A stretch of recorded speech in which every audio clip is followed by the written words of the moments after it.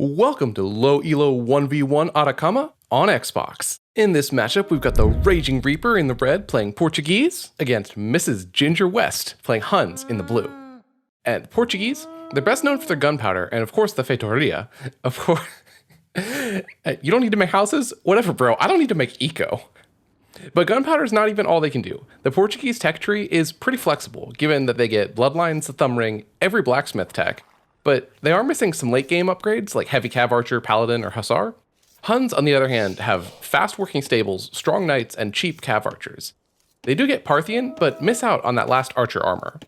And one more difference between the two civs, the Huns get like nothing in the university, while the Portuguese can be excellent defensively. Combining the Feitoria with arquebus bombard cannons and their nearly maxed out university can make a Portuguese turtle extremely difficult to deal with. But this map is super open, so I doubt that we'll see much defense at all here. And hopefully a ton of early aggression. I would guess scouts, probably from both, but archers would be totally viable as well. And towers can be super annoying on the wood in the middle of this map. We've got the traditional 4-house start for the Portuguese player in the red. And, well, no houses, of course, for blue, being Huns. Since I always play random, when I get Huns, sometimes I don't actually realize that I'm Huns and lose a few seconds at the beginning, like spamming build house or even sometimes placing a palisade foundation, which if you're a PC player watching this and think why that doesn't make any sense, that the Y button is a contextual shortcut. You can adjust it based on what you have selected, that Y makes a house by default with villager, and you can switch that to palisade farm or I think a couple other choices.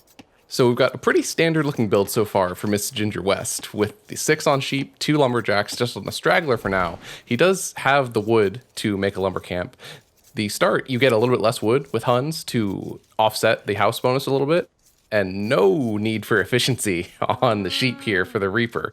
4 houses in a line on the back of the base, the sheep a mile away. Got some low elo goodness going on in this one. Maybe some manual scouting though, that's cool. Going along the back of the map like that, not the ideal way to do it, but it's props to him for scouting manually. Usually at this level, you're going to be seeing more auto scout. And we're at about 950, which on controller, that's a few hundred points higher than what the equivalent PC player would be. So maybe like 600-700 is the range that these players would be on cross input. So a bit of a villager lead so far for blue. He's got 12 to red's 9. So not as huge a deal at lower elo that idle time is just a fact of life at this level, and it's not like in a pro game where if you're 2 villagers behind in Dark Age, you're dead.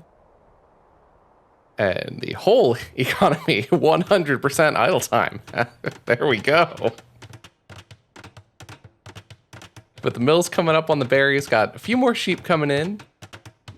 And maybe, are we gonna take a boar? He hasn't found his boards yet, it looks like.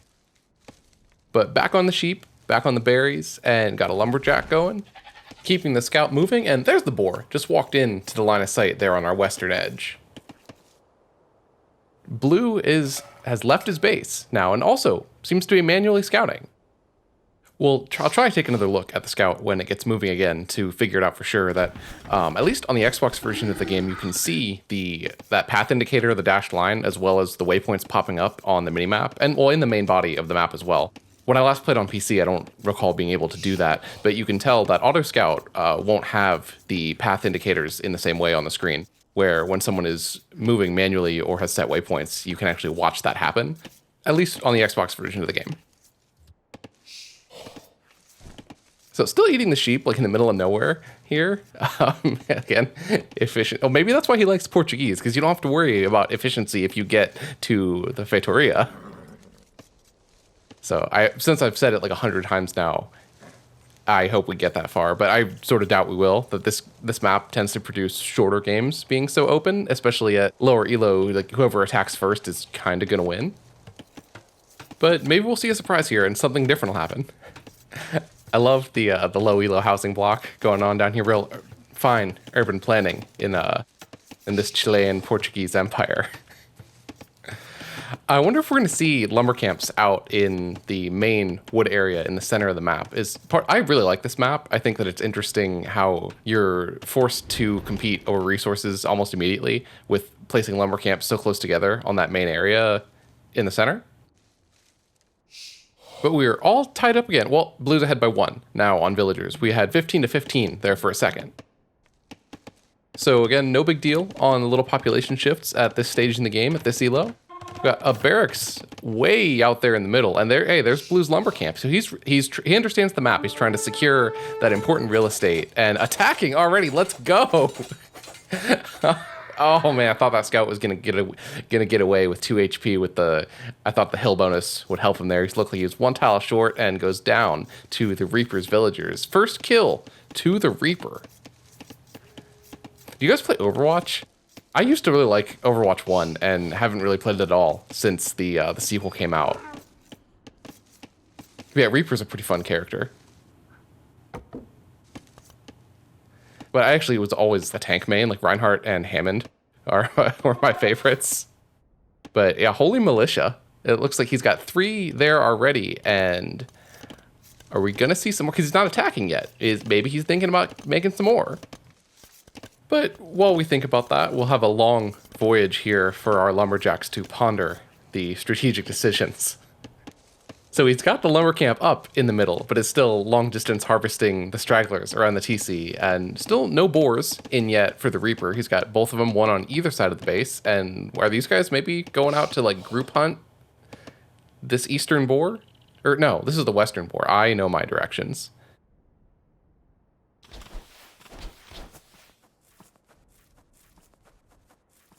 Ooh, what do we got here?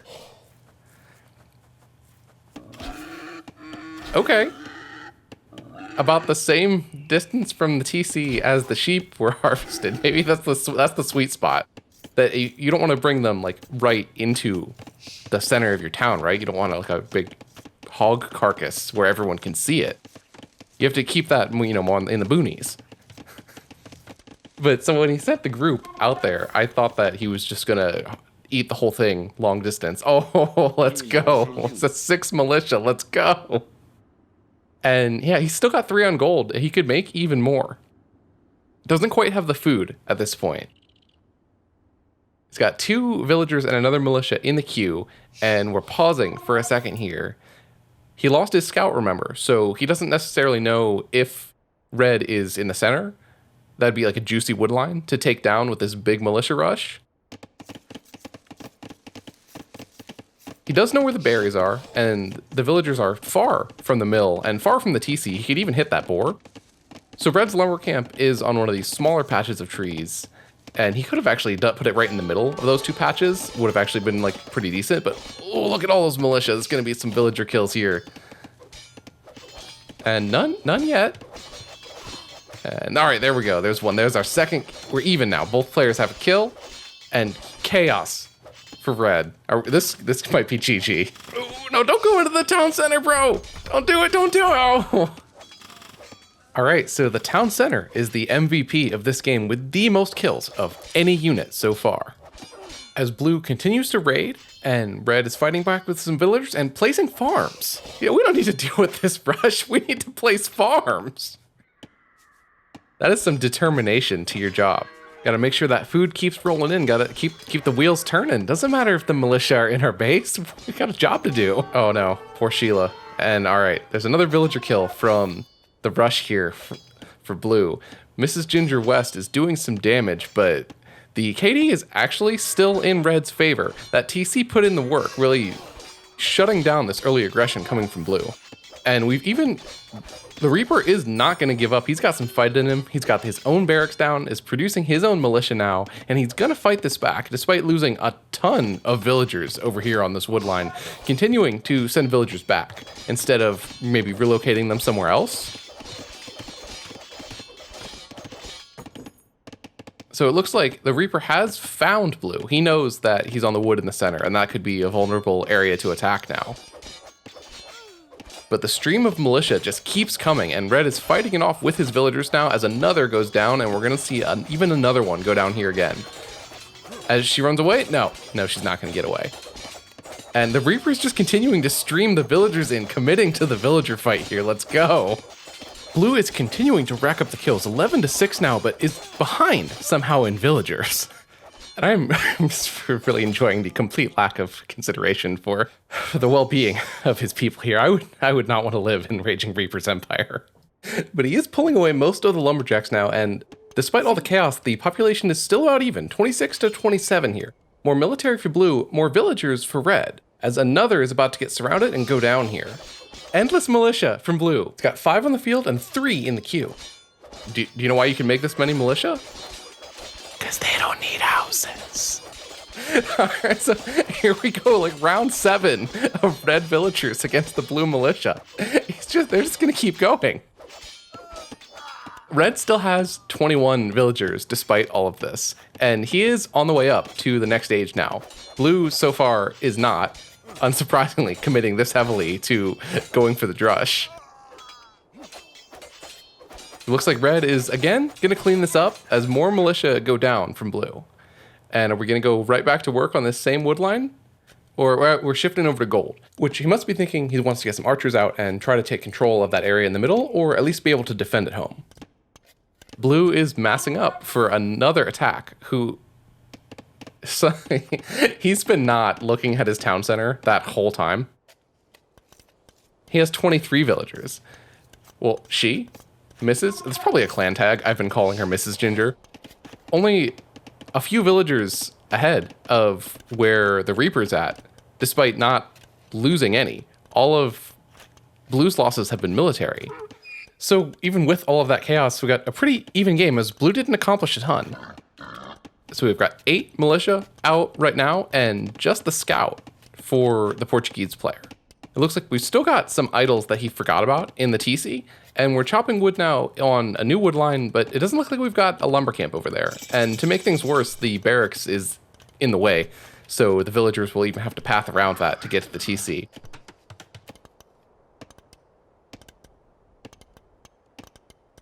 So this one villager should go down here. There's no way he's gonna 1v8 this horde of militia.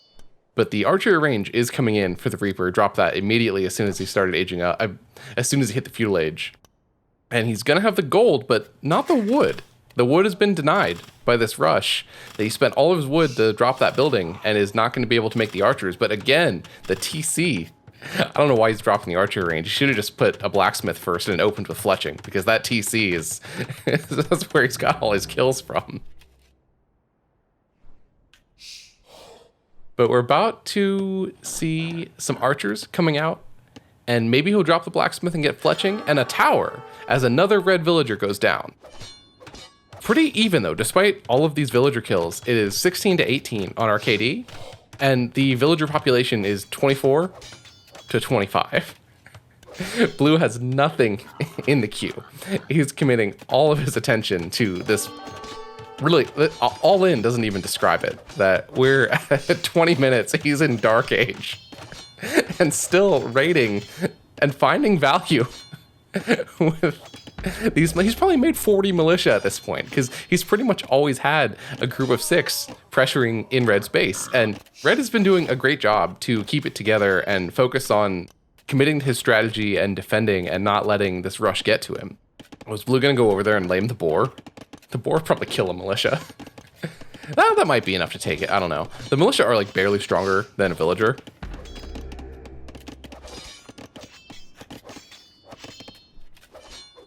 So some more good harassment here. Got 2 weak villagers from Red that he could actually get 3 kills here depending on the micro, but Red has pulled away one of the weak ones over by the tower. Not Garrison, just pulled him over there. But we are gonna lose one down here in our southern corner. This guy's getting singled out by these militia. And oh, he's queuing up 7 villagers. I was thinking that the Reaper almost has enough food to just go Castle Age.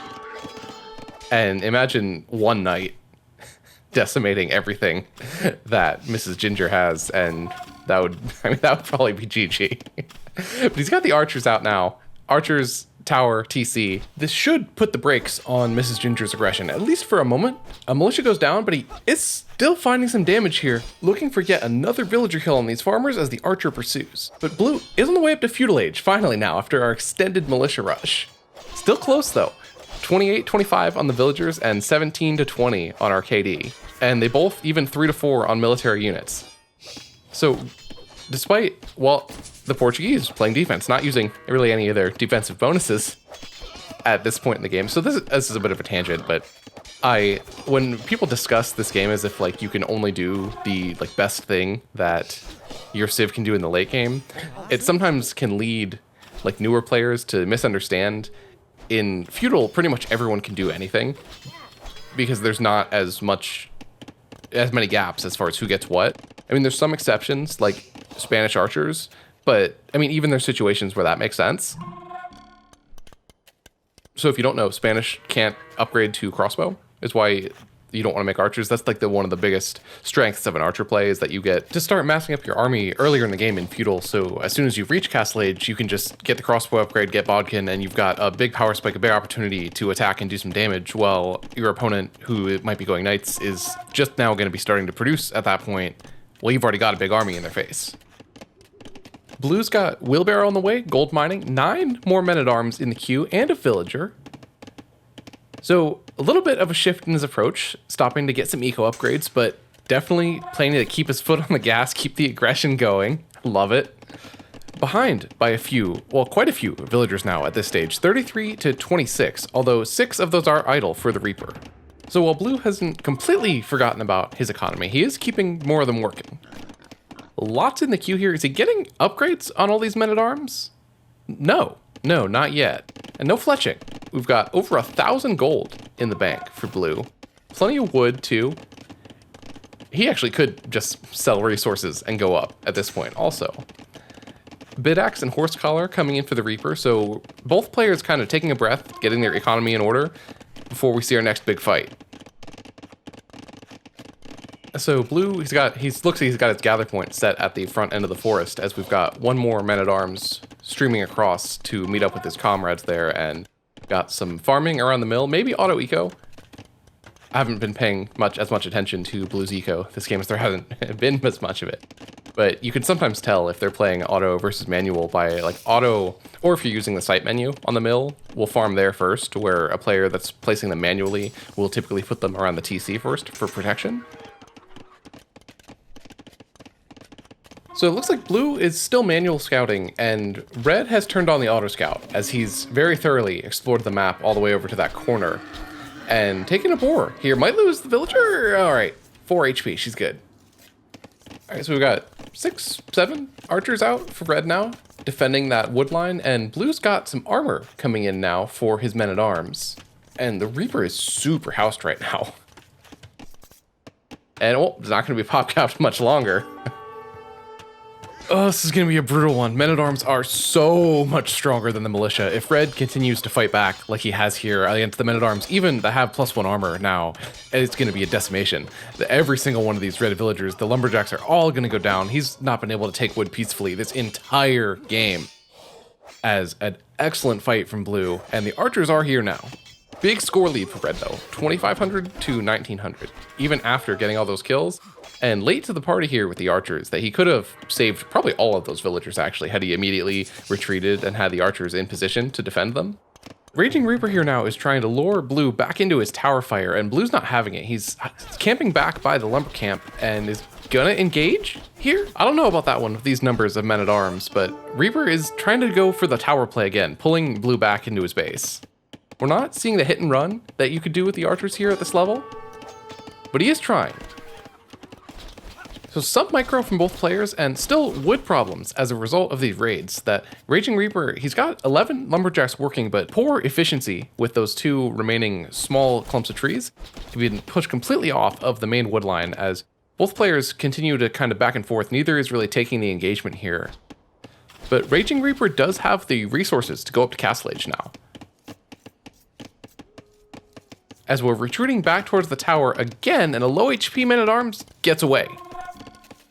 Forging on the way for Blue though, so he's not thinking yet about Castle Age. He wants to commit here to more Feudal Age aggression. Maybe he should just click on the tower and just, I mean, it's realistically not a great idea, but the way that both players have just been throwing units away this game, the morale loss of taking down that tower could be worth it. Blue is ahead in the KD, now by a little bit, 30 to 23, and they still are just a few villagers apart, 33 to 31, and similar army size. So again, close game. The Reaper is on the way up to Castle Age, as the wildlife tries to give him a hand here, chipping away some damage off of Blue's men-at-arms, which now have both their attack and armor upgrades. But it looks like we're going to see a night switch from Mrs. Ginger, as the cavalry armor and bloodlines are on the way in. Along with 7 scouts?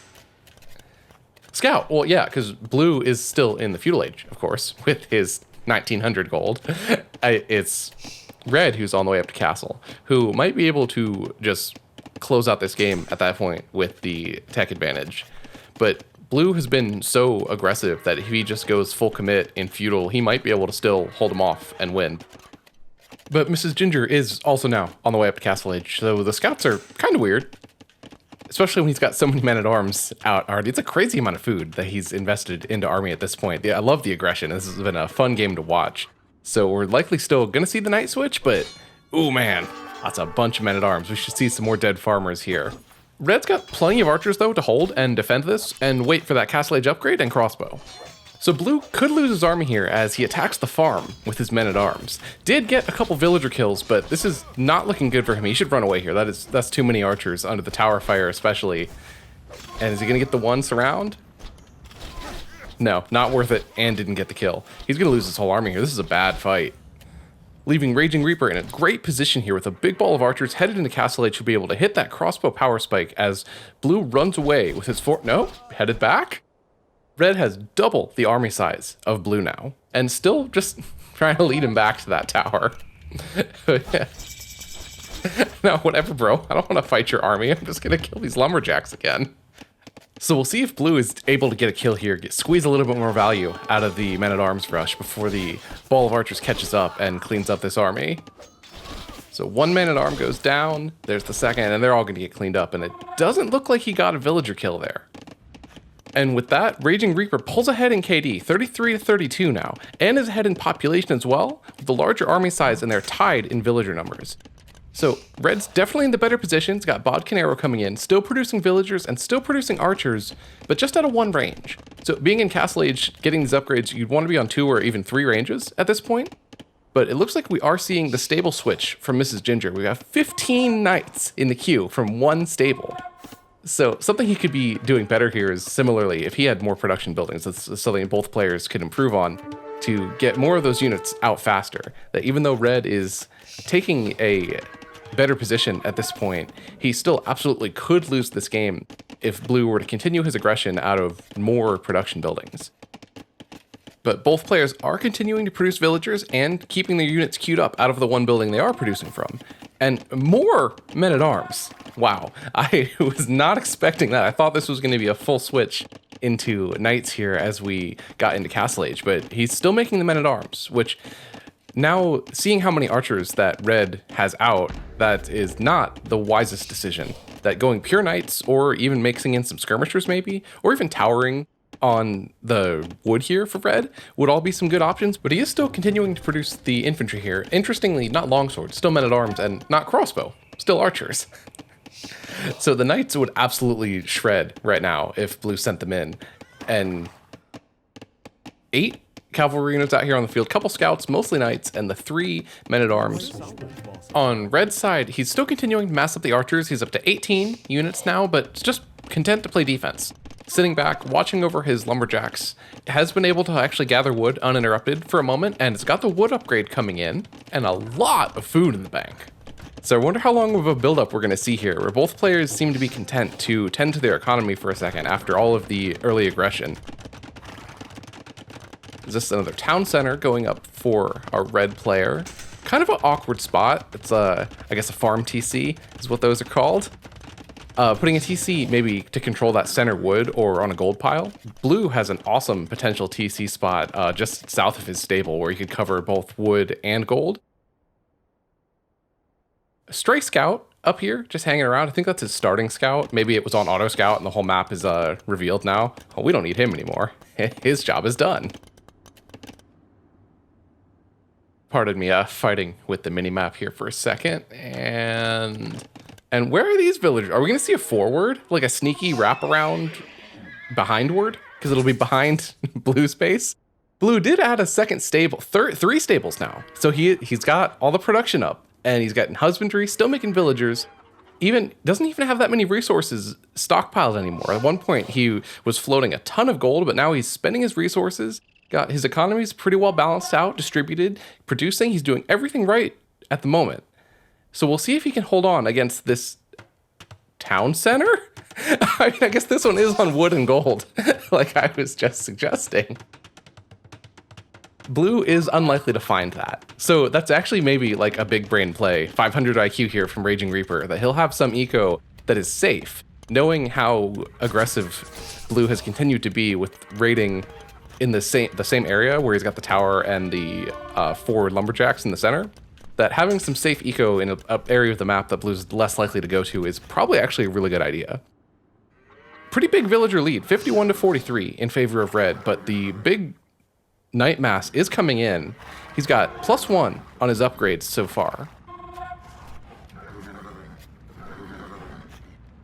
And here we're going to attack the farm again. And now we're getting the villagers. So that's 1, 2 goes down, a third is going to go down, a fourth is going to go down. Here come the archers that are somehow still not crossbowmen. Crossbowman is in the queue, it's on the way. There we go, there's crossbow. Now, so imagine if red would have had that like 5 minutes ago and immediately attacked with the ball of crossbows when Blue was still just barely starting to mass up his knights. Because remember, red did reach Castle Age first, but he missed his window. He didn't take advantage of the timing when he had the opportunity to get in there with his archers, didn't upgrade them to crossbow fast enough, didn't get the damage in, and is now getting absolutely demolished by this blue army of knights. Good fight for Blue, making up for that disastrous last engagement where he lost all of his infantry, and this could be GG here. These villagers on the woodline are getting demolished now with no army to protect them. 28 to 4 military population, and Blue has 57 kills, 59, 60. At that 60, he's just mowing them down. This game is over. Red still does have the villager lead. He does have a couple idols, trying to panic down a tower here. Towers are not great against melee units, especially when there's this many of them. The knights could easily just rush down that tower or ignore it, continue to kill the vills, and there's the GG. Blue ends up being victorious. With the early aggression, it paid off. He did have a window where he could have lost. If Raging Reaper would have pressed his advantage going into Castle Age and really made use of the crossbow power spike, he absolutely could have won this game. Cute little houses on the edge of the map there. All right, that was a good one. All right, so thank you guys for watching, and if you enjoyed this game, please like and subscribe, and I'll see you next week with another video.